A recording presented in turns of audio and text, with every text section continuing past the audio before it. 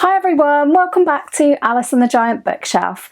Welcome to my wrap up of all of the books that I read in August.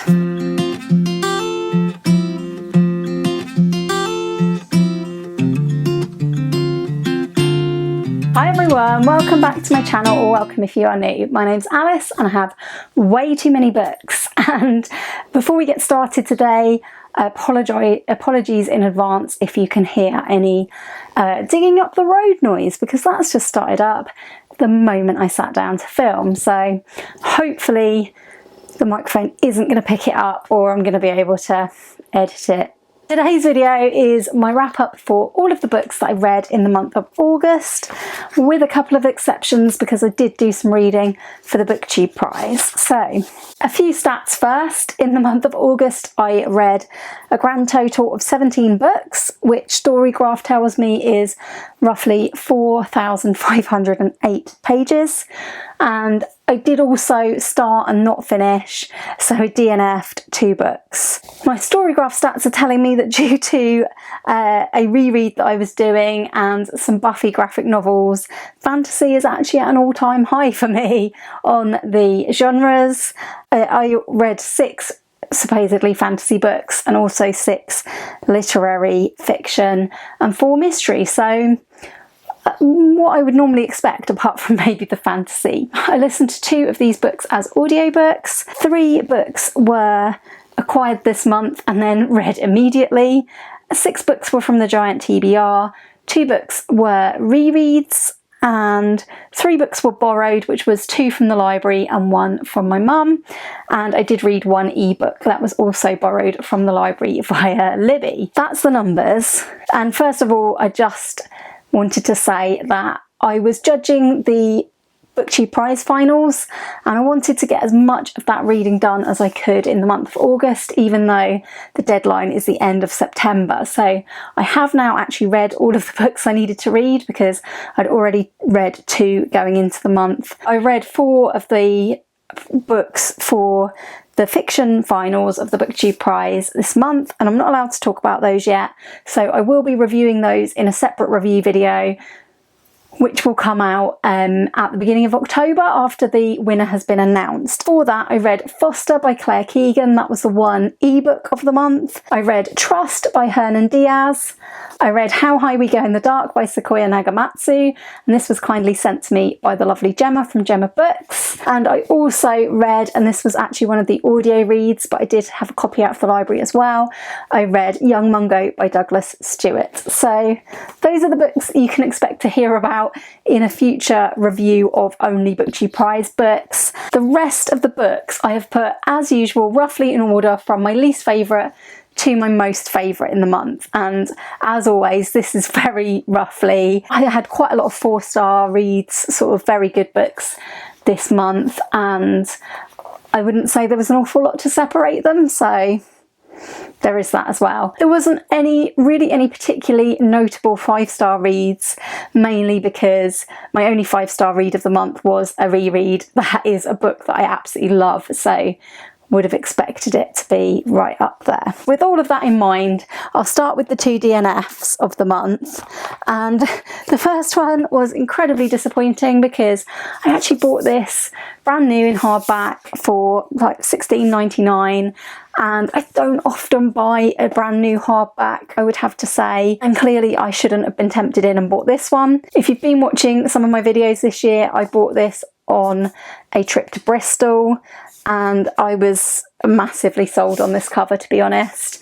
This is This Devastating Fever by Sophie Cunningham. Although I thought it was about one thing, it's actually mainly about an author who is trying to write a book about Leonard Woolf, Virginia Woolf's husband. This kind of follows her. It's sort of auto-fiction, I think, but yes, I made it to page 62 of like 310 pages. And I just got to the point with this where I thought, I actually can't read 300 pages of this. I'm so bored. It just seemed to me to be very self-indulgent and very experimental, and I'm not sure I'm on board with it, and I really don't care enough about either the character or about Leonard and Virginia Woolf, who seem to be cropping up a bit. I really did try because I didn't want to have wasted my money on this. I will be passing this on to my mum. She was very interested when she read the blurb of this when I bought it back from Bristol, so I'm hoping that she will save the day and like this. If she really, really loves it, there is a chance I would go back to this one under some gentle persuasion, but at the moment this is just not a book for me, and I've tried really hard. Yeah, this got DNF'd, which I was really disappointed about. Next up, I also DNF'd, and I'm actually in two minds about whether to count this as a DNF. It's probably more of just an unhaul, unread, because I really did not get far with this, and this was a Garb August pick for me. It's the closest thing I had on my shelf to being an actual trashy book, and it is Heat Rises by Richard Castle. I've already talked about this elsewhere in the TBR, and I don't have anything to add because I didn't read it. So this is more of a did not start than did not finish, because I actually only made it to page 8.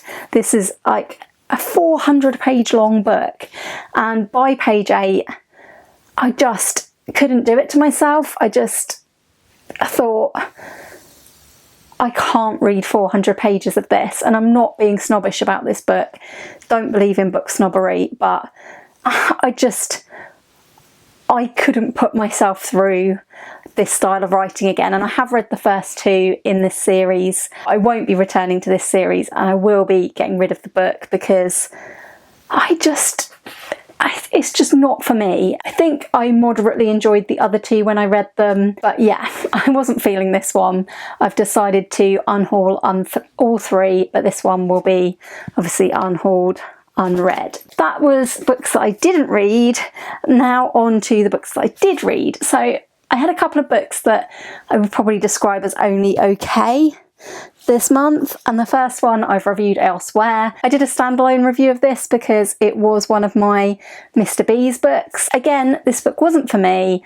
I would have DNF'd this one as well if it hadn't have been from my Mr. B's Crime Syndicate subscription. For me, the main crux of the problem with reading this was that I wasn't enjoying what was either the translation or the writing style. This is Black Ice by Carin Gerhardsen, and it was translated from the Swedish by Ian Giles, but I've talked so much about this elsewhere that I will just leave the link if you want to go and see that. But it was my least favourite book that I finished in the month of August. Next up, another disappointing one. This was a buddy read with the lovely Jennifer from Jennifer Loves Books, and I'm really glad I buddy read it with Jennifer because I don't think I would have finished it if I'd have read it on my own, or it would have sort of languished on my currently reading for a long time. And it was really disappointing because it was The Kraken Wakes by John Wyndham, and I still feel sure that I will love John Wyndham's books. I've only actually read The Day of the Triffids and this one did not compare favourably at all. This one just had very, very little plot for me, and I never felt like I really had worked out what the book was actually about. Goodreads says that this was about alien invasion, but I never at any point got that impression in the book particularly. It deals with sort of monsters from under the sea, really, kind of, in a way, but not in any great detail, and the plot, such as it is, of this invasion or takeover or like battle with these creatures sort of happens in the background. Everything is sort of told, not shown. There's a lot of things happening at second hand. I did really like the people who were telling this story, which was Mike and Phyllis, who are a couple and they are journalists. It really is a book of them telling their story of what happened to them, but it just didn't really pull it off for me, even though I did like Mike and Phyllis and they kept me reading. It was really slow. I was quite bored in places, and there just wasn't the action that I expected. So yeah, Not my favourite John Wyndham, and I'm pretty sure as I carry on reading John Wyndham it will remain not my favourite. But thank you to Jennifer for reading this with me anyway. I did have a good time as a buddy read, even if I didn't love the book. It's probably about a 2.5 star for me, so it was fine, but it didn't really do what I expected it to. Next up we have the good books, and the first one I'm going to talk about is the only audiobook that I have to talk about today, because I'm not talking about Young Mungo until later. So this was Secret Smile by Nicci French, and I think I had this on the go at the end of July, and I had it on the go for quite a fair chunk of the month. And it's a very old Nicci French, it's one of their first books I think, and this felt much more of a psychological thriller than their more recent thrillers. It's very domestic, it's very everyday life, and Nicci French do that really, really well. But I almost felt like for large parts of this book I was just following the main character Miranda's life. And the main crux of this story is it's about a brief relationship that Miranda has with a guy called Brendan, and Brendan, despite being dumped by Miranda, ends up sort of worming his way back into her life via other means with very, very tragic consequences. And the tragedy in this book was really quite shocking, and a subsequent tragedy that happened after that was just so much as to be a little bit on the unbelievable side. I did mostly enjoy my time with Miranda, even though she's not an especially likeable main character. Because I felt I spent quite a lot of time with her, I still quite enjoyed it. I thought the ending wasn't really quite what I expected it to be, and for some of this book I really felt like I just wasn't sure where it was going to go or what was going to happen, but it did keep me in suspense, and I did like it, just didn't love it. Yeah, I don't think some of Nicci French's oldest books are as great as some of their newer books. The other book in my good category this month is Sati by Christopher Pike, and this is the last of the 4 Christopher Pike books that I got in February when my husband bought me these. I'd never read Sati before, and it feels really odd to me to pronounce this name Sati, but it does say in the front Sati is pronounced Sati, so it tells you how to pronounce it. But throughout the book, one of the most difficult things for me was that I was reading it as Sati or Sati, not Sati, but yeah, anyway, Sati by Christopher Pike. This is definitely one of Pike's more weird entries in his books. This is basically about a guy called Mike who picks up a hitchhiker, and she's a young girl and she claims that she is God.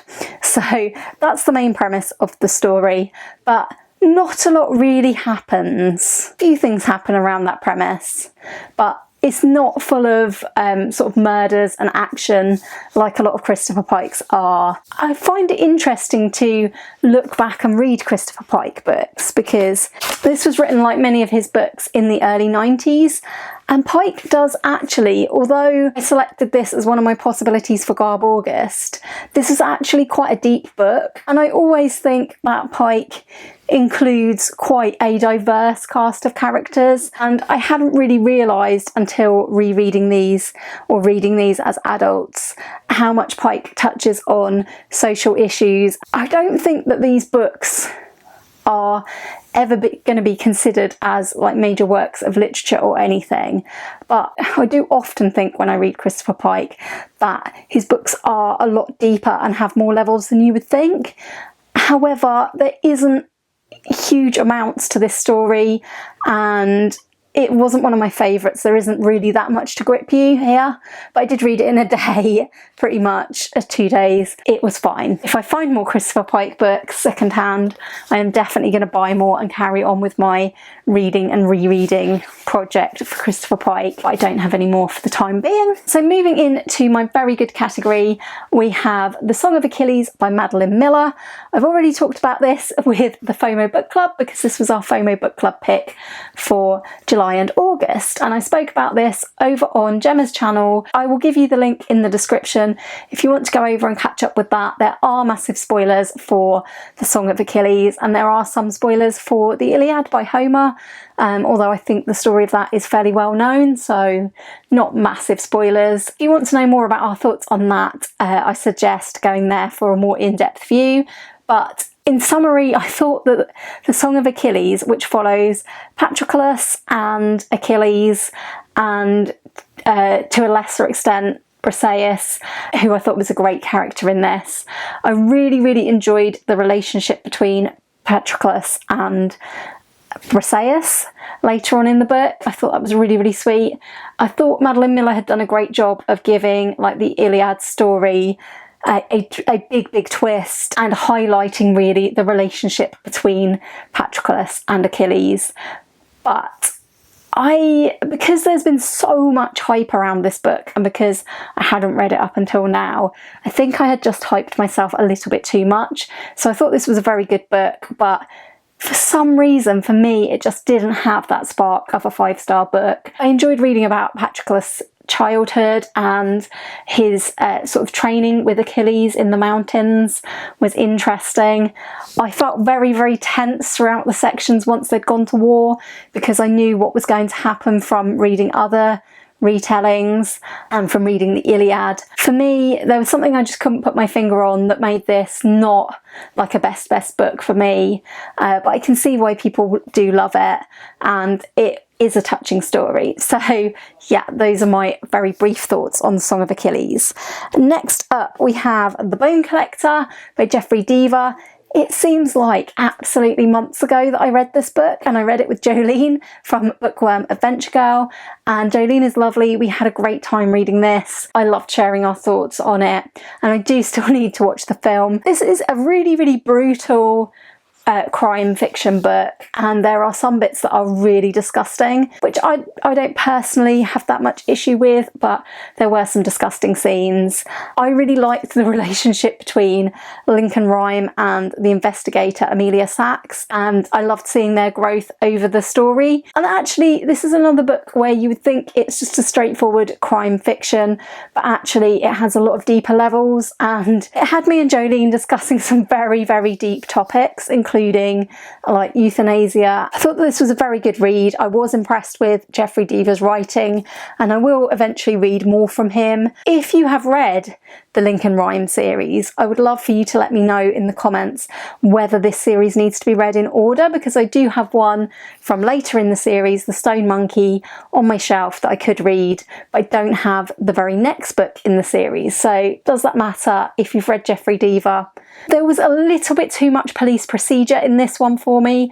I enjoyed all the stuff at the crime scenes, but some of the sciencey stuff was a bit too sciencey, a little bit too boring in places. Felt that could have been cut down, because this is quite a chunky book. Other than that, I thought it was well written and I enjoyed reading it. I also enjoyed 6 Poets Hardy to Larkin, an anthology by Alan Bennett. So something a bit different for me. This was bought for me by my mum for my birthday, and I really enjoyed this, because not only was it a poetry anthology featuring 6 poets, it also had sections that were Bennett writing about the different poets, and I found that this put the poems into context really well, and I liked Alan Bennett's frankness about whether he could get to grips with a certain poet's poetry or not. I enjoyed my first taste of Hardy's poetry. All of these poets were new to me apart from Larkin, who is probably my favourite poet of all time. I studied him at AS level, English literature, and I really like his sort of grumpy poems, his vision of like England and the countryside. I really like Philip Larkin's poetry, but it was good to discover these other 5 poets, and one that I was particularly surprised by, who I hadn't heard of before, was Louis MacNeice. I really liked his poems that were shared in here, and like Bennett, I'm not quite sure that I fully get W.H. Auden, but what I did read was fine. Some of the things I didn't quite fully comprehend, I don't think. The other poets that were in here were A.E. Housman, who I quite liked, John Betjeman, and the others that I've mentioned. And I did put a marker in one of these. W.H. Auden, although I didn't understand all of his poetry. There was a very sort of creepy, dystopian, disturbing poem that I've not really read the likes of before called Oh, What Is That Sound? And I particularly liked that one. I would definitely look out for more Louis MacNeice poetry because I enjoyed this introduction to him. I will definitely read some more Hardy poetry, and yeah, this was a great little collection because it allowed me to have a taste of each of these 6 poets, and I really enjoyed Alan Bennett's writing as well, which was my first time I've read anything by him. I also finished Killer Come Back to Me by Ray Bradbury. This is a collection of short stories which I have been reading since March now, and I finally sat down and read a few a day and got to the end of this. So this is Ray Bradbury's crime fiction stories collected, and I would say I don't think he was maybe as good a crime writer as he was a writer of science fiction and other sort of weird stories, but there were some really good stories in here, and a particular favourite for me was The Whole Town Sleeping. This is almost more of a horror story. I felt, for me, it really scared me, and it was right before bed. It really taps into like that sort of like the sort of stories that you tell to each other when you're teenagers, sort of urban legend, ghost story type things. It really tapped into fears from that, fears of being followed and things like that. And yeah, it really scared me, but in a good way. I also thought there were other good stories in here, but that was by far and away my favourite. I would like to read more from Ray Bradbury, of course, and I would also like to read his actual crime novels if I can ever find them in print. Yeah, I'll continue to look out for Ray Bradbury and to read his short stories. This was another buddy read that was very good, very strange though, and I read this with Jess from Stalking Kafka and Jem from Gem of Books, and it's I Who Have Never Known Men by Jacqueline Harpman, and this one was translated from the French by Ros Schwartz. So I did end up participating in Women in Translation Month, even though I didn't really have a TBR for that, because I read this book and I read the Carin Gerhardsen crime fiction book. This is a really strange book, and I would not like to spoil it for anybody who was deciding to read it, but it involves 39 women who are imprisoned in a cage underground, and this story is told by the 40th of them, who is a young girl who doesn't really have a name. It's very sort of dystopian, very bleak. This is another one that had me thinking quite deeply about lots of things, including again euthanasia, so a lot of that theme this month. It was extremely compulsive reading for me, this one. It's a very short book, and I probably could have sat and read this in a sitting, but I didn't. I think this would be a really interesting book to study, a little bit like The Handmaid's Tale, which I also studied at sixth form, and yeah, I don't quite know how I feel about this book. It made me feel really miserable at the end and very sad, but I think it actually made Jess feel quite cross. There's a lot to think about in this very short, very strange book. So yeah, I won't say any more because if you want to read it, I think it would be best to go in relatively blind. The last one in my very good category, probably bordering on being a favourite, just because I absolutely love diving back into this world, was Buffy the Vampire Slayer by Geordie Belair, Dan Mora and Raul Angulo, and this was volume 1, High School is Hell. So the only reason I'm not putting this in my favourites of the month is because it ends on a cliffhanger, and now I need more Buffy books. I am not going to allow myself to read another Buffy book until I've read at least 10 more books from my giant TBR, although I did set up that 10 book target after reading this one, so I may have read some books towards that by now and be a bit nearer to being able to buy another graphic novel. But this Buffy graphic novel series takes place in a similar way to the beginning of the Buffy the Vampire Slayer series. Buffy is new in town, she's new at their high school, but everything is slightly different because this is set now rather than in the 90s, so they have phones and things, hence the cover art of Buffy with like an iPhone and a stake. So I like this take on the Buffy universe. I always like anything that allows me to revisit Buffy in some way, so it was a great read, and this was a birthday present from Jack at Spread Bookjoy, who just knows that we both love Buffy, so great gift. Thank you, Jack. And I would recommend this, but if you're going into this, maybe have the second one as backup, because it is a cliffhanger. And if you're anything like me, you will want to know what happens next. Going into my favourites of the month, one of these was a 5-star. I wouldn't say this book was 5 stars, but everything in this category was probably 4 and upwards. Really strong books and favourites.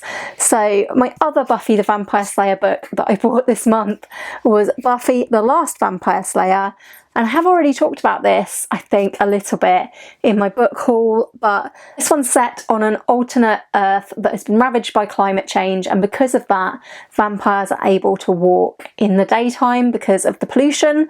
And Buffy in this one is about 50 years old, and it takes place when we see some of what her life is like now, and some flashbacks to what have happened to some of her friends.